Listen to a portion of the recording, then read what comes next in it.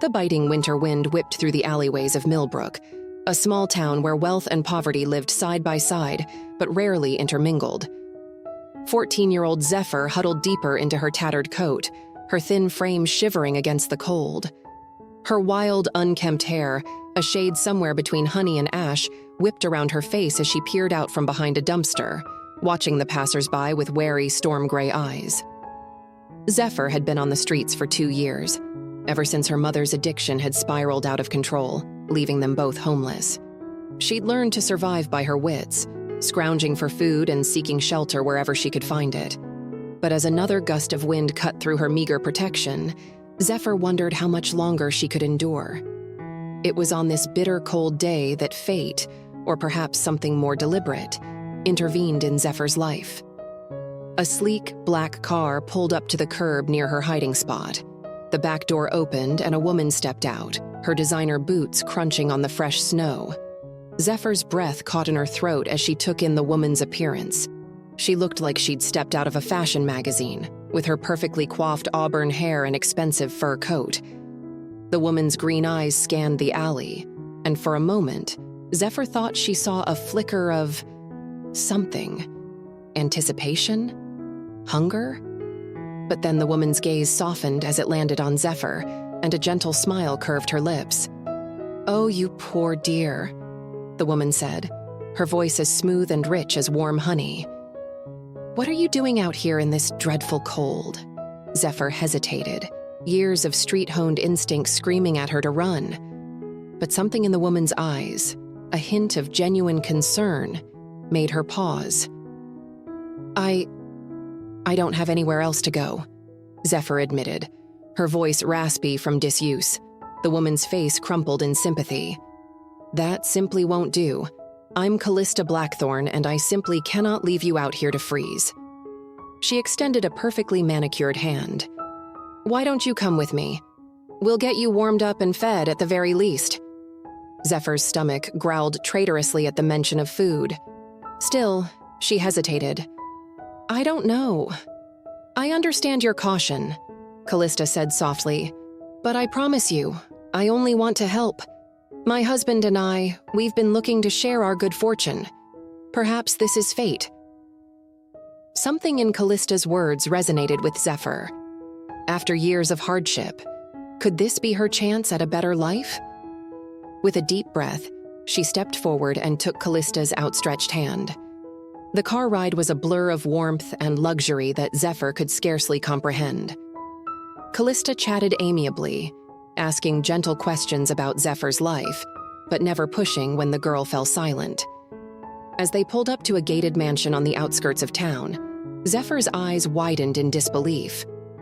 "Welcome to Ravenscroft," Callista said with a smile, as they stepped into a foyer larger than any room Zephyr had ever been in. "Thaddeus, come meet our guest." A tall, distinguished-looking man with salt-and-pepper hair and piercing blue eyes descended the grand staircase. His face broke into a warm smile as he saw Zephyr. "Well, well, what have we here?" Over the next few hours, Zephyr found herself swept up in a whirlwind of kindness. She was given a hot bath, clean clothes, and a meal that made her want to weep with gratitude. As she sat in the Blackthorns' opulent dining room, feeling more full and warm than she had in years, Callista and Thaddeus exchanged a look. "Zephyr," Thaddeus began, his deep voice gentle. "Callista and I have been discussing this, and, well, we'd like to offer you a home here with us. We've been wanting to adopt for some time now, and meeting you today, it feels right. What do you say?" Zephyr's fork clattered to her plate. You want to adopt me? But you don't even know me." Callista reached across the table and took Zephyr's hand. "We know enough. We know you're a brave, resilient young woman who deserves a chance at a better life. We'd like to give you that chance if you'll let us." Tears welled up in Zephyr's eyes. It seemed too good to be true, but the warmth in the Blackthorns' eyes, the genuine care in their voices. For the first time in years, Zephyr allowed herself to hope.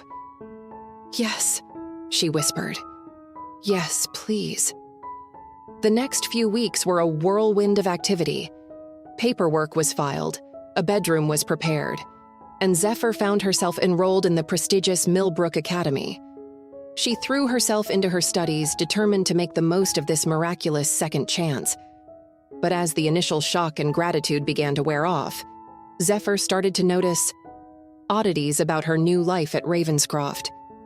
There were rooms she wasn't allowed to enter, conversations that would abruptly stop when she entered a room, and sometimes, late at night, she'd hear strange noises echoing through the mansion's halls, whispers, cries, and once, what sounded like a muffled scream. When she asked Callista about it, her adoptive mother would smile that honey-sweet smile and brush off her concerns. "Old houses make all sorts of noises, darling. Nothing to worry about." But Zephyr couldn't shake the feeling that something was off. She'd catch Thaddeus staring at her sometimes with an intensity that made her skin crawl, and Callista's smiles, once so comforting, now seemed to hide something behind their perfect veneer. One night, unable to sleep, Zephyr crept down to the kitchen for a glass of water. As she passed by Thaddeus's study, she heard voices, Callista and Thaddeus arguing in hushed but heated tones. "Can't keep this up forever," Callista was saying. "She's starting to ask questions." "We knew this would be a risk," Thaddeus replied, his voice tight with tension. "But we need her. You know what's at stake." I know. But Thaddeus, she's just a child. If she finds out..." "She won't," Thaddeus said firmly. "We'll make sure of it. Whatever it takes." Zephyr's heart pounded in her chest as she hurried back to her room. What were they hiding? What did they need her for? The comfort and security she'd felt in her new home began to crumble, replaced by a growing sense of unease. Over the next few days, Zephyr found herself watching her adoptive parents more closely. She noticed the way Callista's hands would sometimes tremble when she thought no one was looking, the dark circles under Thaddeus's eyes that no amount of expensive skincare could fully conceal. They were under some kind of strain, that much was clear. But why? At school, Zephyr tried to lose herself in her studies, but her mind kept wandering back to the mysteries of Ravenscroft. She'd made a few acquaintances at Millbrook Academy, but found it hard to connect with her privileged classmates. How could she explain the gnawing fear in her gut when, on the surface, she was living a fairy tale? It was during lunch one day that Zephyr overheard a conversation that made her blood run cold. Two girls at the next table were gossiping, their voices low but clear. "Did you hear about the Blackthorns' latest adoption?" one girl said, making air quotes with her fingers. "My mom says it's the third one in 5 years." "No way," her friend replied. "What happened to the others?" The first girl shrugged. "Nobody knows. They just disappeared. Moved away suddenly," the Blackthorns said. "But isn't it weird? They keep adopting these random kids and then poof, they're gone." Zephyr's appetite vanished. Third in 5 years? What had happened to the other two? And what did that mean for her? That evening, as Zephyr picked at her dinner, she studied Callista and Thaddeus with new eyes. Their smiles seemed strained, their casual questions about her day tinged with an undercurrent of something. Anxiety? Guilt? "Is everything all right, dear?" Callista asked, noticing Zephyr's distraction. "You've hardly touched your food." Zephyr forced a smile. "I'm fine, just thinking about a test coming up." Thaddeus nodded approvingly. "That's our girl, always studying. You know, Zephyr, your mother and I are so proud of how well you're doing at Millbrook. You're everything we could have hoped for in a daughter." The warmth in his voice made Zephyr's chest ache. Despite her growing suspicions, part of her still desperately wanted to believe in the Blackthorns, in the life they'd given her. But the other part, the part that had kept her alive on the streets, screamed that something was very, very wrong. That night, Zephyr lay awake, her mind racing. She had to know the truth, whatever it was. Taking a deep breath, she slipped out of bed and crept down the hallway towards Thaddeus's study. The door was locked, but Zephyr had picked up a few tricks during her time on the streets. With trembling hands, she worked at the lock until she heard a soft click. Heart pounding, she eased the door open and slipped inside. The study was dark, lit only by the dim glow of a computer screen. Zephyr moved cautiously towards the desk, her eyes scanning for anything out of place.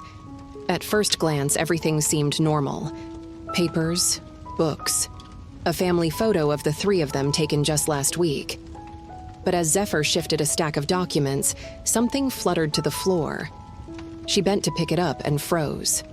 It was a photograph, but not one she'd ever seen before. In it, a young boy stood between Callista and Thaddeus, all three smiling at the camera. But the boy's eyes, they seemed hollow, afraid. With shaking hands, Zephyr turned the photo over. On the back, in Thaddeus's neat handwriting, was a note: Subject 23 unsuccessful. Terminated. A chill ran down Zephyr's spine. Terminated? What did that mean? And Subject 23. Was that the boy in the photo? Suddenly, a floorboard creaked behind her. Zephyr whirled around to find Thaddeus standing in the doorway, his face cast in shadow. "Oh, Zephyr," he said, his voice heavy with something that might have been regret. "I had so hoped it wouldn't come to this." Zephyr backed away, her heart hammering in her chest. What's going on? Who was that boy? What did you do to him? Thaddeus stepped into the room, closing the door behind him. "It's complicated, my dear. More complicated than you could possibly understand. But I suppose you deserve some explanation, given what's about to happen." "What's about to happen?" Zephyr's voice was barely a whisper. Thaddeus sighed, running a hand through his hair. "Callista and I were not entirely human. We're part of an ancient lineage, tasked with maintaining the balance between our world and others. To do that, we need certain ingredients. Young, vibrant life force, to be precise." Zephyr felt her stomach lurch. You kill children?" "We prefer to think of it as a necessary sacrifice," Thaddeus said, his voice maddeningly calm. "One life to save countless others. We had hoped you'd be different, Zephyr. You're stronger than the others, more resilient. We thought perhaps you could withstand the process, become one of us. But now..." He took a step forward, and Zephyr saw something gleam in his hand. A knife, its blade etched with strange symbols. "I truly am sorry about this, my dear. But we can't risk exposure. The work we do is too important." Zephyr's mind raced. She was trapped, cornered by a man she'd come to think of as a father, a man who now revealed himself to be a monster. But she hadn't survived on the streets by giving up easily. As Thaddeus lunged forward, Zephyr ducked and rolled, years of street instincts kicking in. She scrambled to her feet and ran for the door, yanking it open only to find Callista standing there, her green eyes glowing with an otherworldly light. "Oh, sweetheart," Callista said, her voice dripping with false sympathy. "Why couldn't you just be a good girl and not ask questions?" Zephyr backed away, her eyes darting between her adoptive parents. "You're insane, both of you. I trusted you." "And we wanted to trust you," Callista replied. "We really did hope you'd be the one, Zephyr. But I suppose some things just aren't meant to be." As Callista advanced, her fingers elongating into wicked claws, Zephyr made a split-second decision. She turned and ran towards the large bay window overlooking the grounds. Without hesitation, she hurled herself through the glass, feeling it shatter around her as she fell. The impact with the ground knocked the wind out of her, but Zephyr forced herself to her feet, ignoring the cuts and bruises. She ran, faster than she'd ever run in her life, towards the gates of Ravenscroft. Behind her, she could hear inhuman shrieks of rage. Risking a glance back, she saw Callista and Thaddeus pursuing her, their forms twisted into something monstrous, no longer even remotely human. Zephyr's lungs burned as she pushed herself harder, fear lending her speed. The gates loomed ahead, tantalizingly close, but she could hear her pursuers gaining on her, their inhuman speed closing the gap. Just as she reached the gates, a hand clamped down on her shoulder. Zephyr screamed, twisting in Thaddeus's grasp. But instead of the monster she expected, she found herself looking into the face of the man she'd come to see as a father. His eyes were filled with conflict, a battle between humanity and something else. "Zephyr," he gasped, his voice strained. "Run. Run and don't look back. We can't. I can't." With a roar of effort, Thaddeus turned and threw himself at Callista, who had almost reached them. The two fell to the ground in a tangle of limbs, both human and monstrous. Zephyr didn't waste the opportunity. She wrenched open the gate and ran into the night, her feet pounding on the pavement as she fled back towards the town. As she ran, her mind whirled with questions. What were the Blackthorns really? What had they been planning to do to her? And why had Thaddeus helped her escape at the last moment? But Zephyr pushed these thoughts aside, focusing only on putting as much distance between herself and Ravenscroft as possible. She ran until her legs gave out, collapsing in an alley not unlike the one where Callista had found her all those months ago. As she huddled there, shivering and bleeding, Zephyr felt a familiar despair creeping in. She was back where she started, alone, homeless, with nowhere to turn. But as the adrenaline faded and her breathing slowed, she realized something had changed. She was alive. She had survived not just the streets, but something far more sinister. And in doing so, she had learned a valuable lesson about trust, about looking beneath the surface of things. Zephyr stood up, wincing at her injuries but feeling a new resolve coursing through her. She couldn't go to the police. Who would believe her story about monsters masquerading as wealthy philanthropists? But she could warn others. She could use what she'd learned to protect other vulnerable kids from falling into the same trap. As the first light of dawn began to creep over the horizon, Zephyr set off with a new purpose.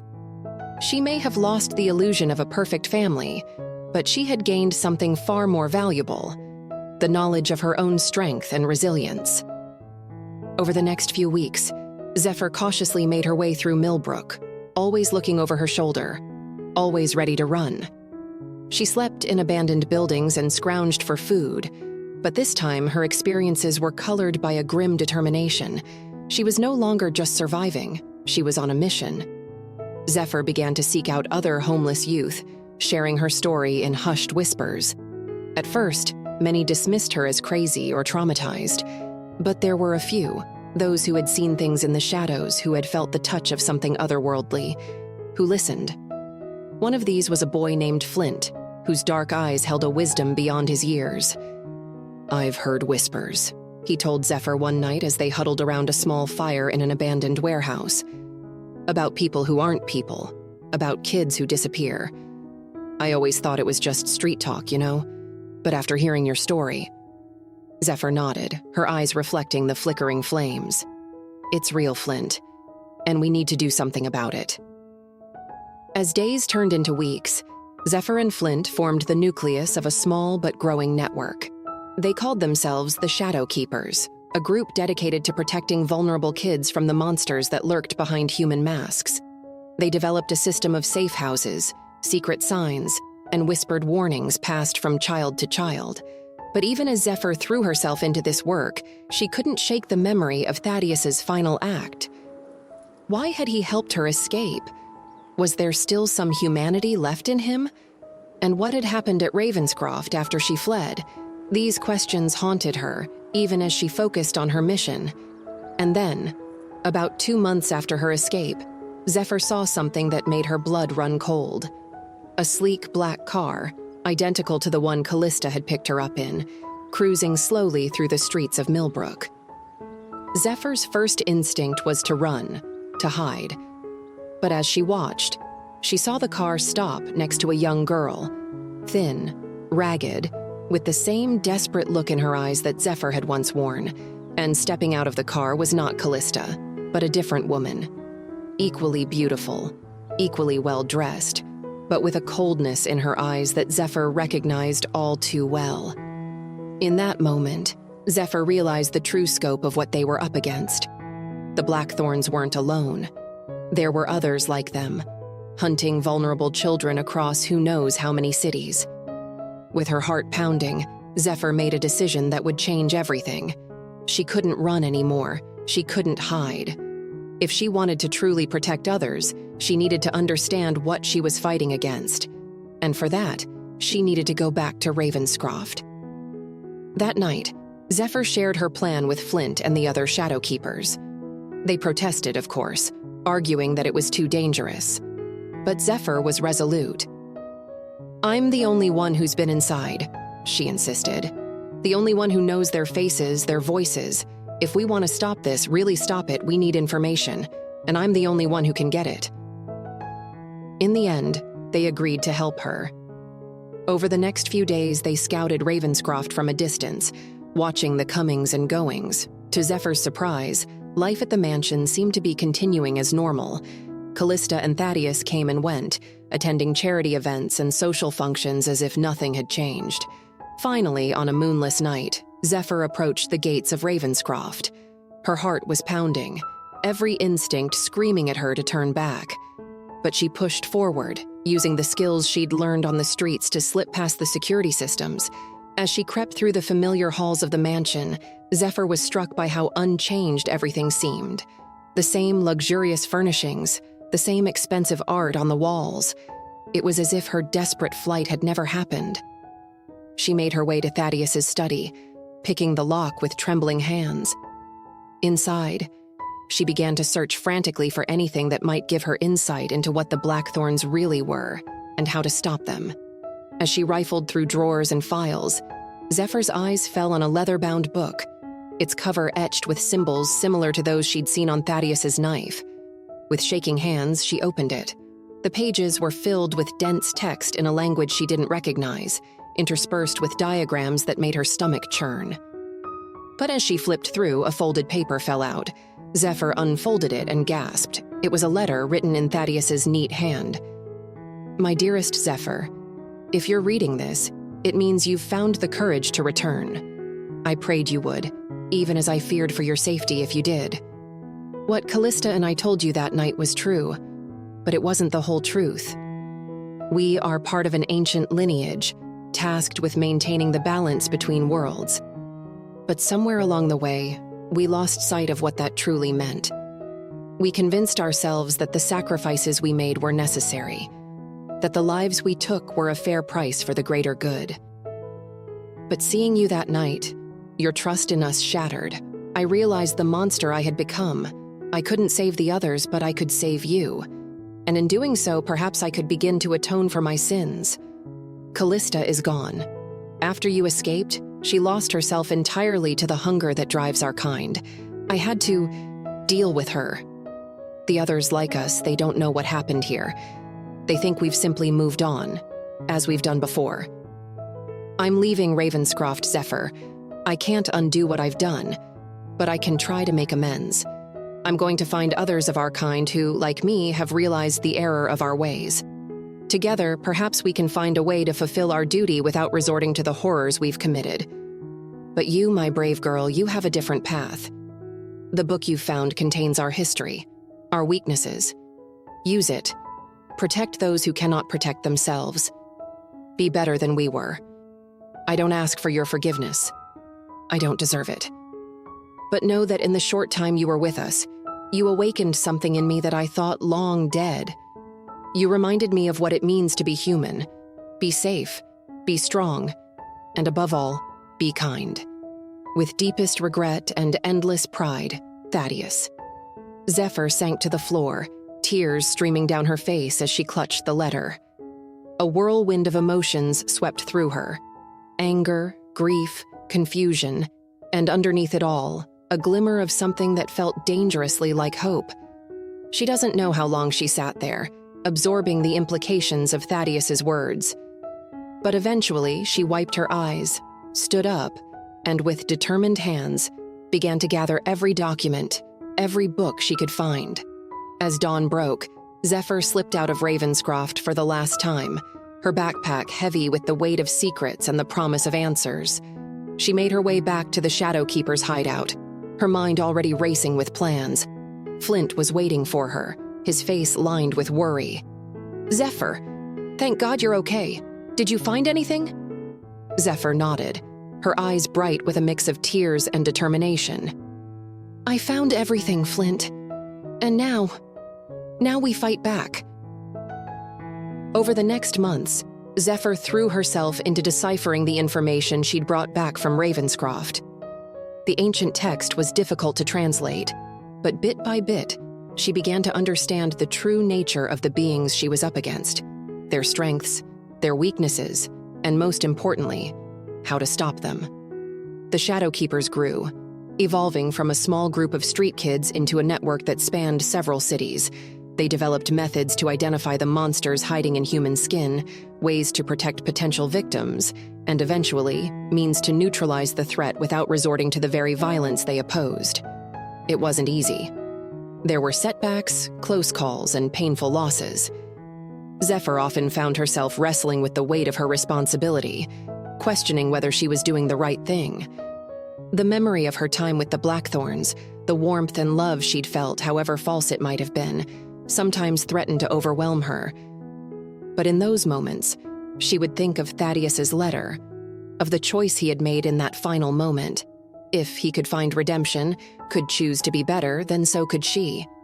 Not by becoming a monster to fight monsters, but by holding on to her humanity in the face of inhumanity. As the years passed, Zephyr's work began to have a real impact. The number of disappearances dropped. The shadows that had once seemed all-powerful began to recede. And while the world at large remained unaware of the battle being fought in its midst, those who had once been the most vulnerable now had a defender. On her 18th birthday, 4 years after her escape from Ravenscroft, Zephyr stood on a rooftop overlooking Millbrook. Flint stood beside her, now her trusted second-in-command and closest friend. "Do you ever think about trying to find him?" Flint asked quietly. "Thaddeus, I mean." Zephyr was silent for a long moment, her eyes scanning the city she had come to protect. "Sometimes," she admitted. "Part of me wants answers, I don't know, closure maybe, but another part of me thinks that maybe it's better this way." "He's trying to make amends in his own way, and I'm doing it in mine." Flint nodded, understanding in his eyes. "And Callista? Do you think she's really gone?" A shadow passed over Zephyr's face. "I don't know. But if she's out there, if any of them are out there still hurting people, we'll find them, we'll stop them." As the sun began to set, painting the sky in shades of orange and pink, Zephyr felt a sense of peace settle over her. The road ahead was still long, still fraught with danger and difficult choices. But she was no longer the scared, desperate girl she had once been. She had found a family in the Shadow Keepers, a purpose in protecting others. And while the scars of her past would always be with her, they no longer defined her. She had taken the broken pieces of her life and built something meaningful, something that made a difference. Zephyr turned to Flint, a small smile on her face. "Come on," she said. "We've got work to do." As they descended from the rooftop, ready to face whatever the night might bring, Zephyr carried with her the lessons of her journey. The world was not black and white, good and evil. There were shadows and light in everyone, and the choices we make day by day determine which will prevail. She had been a homeless girl, an adopted daughter, a fugitive, and now a protector. But through it all, she had remained, fundamentally, herself. And in that, Zephyr had found the greatest victory of all.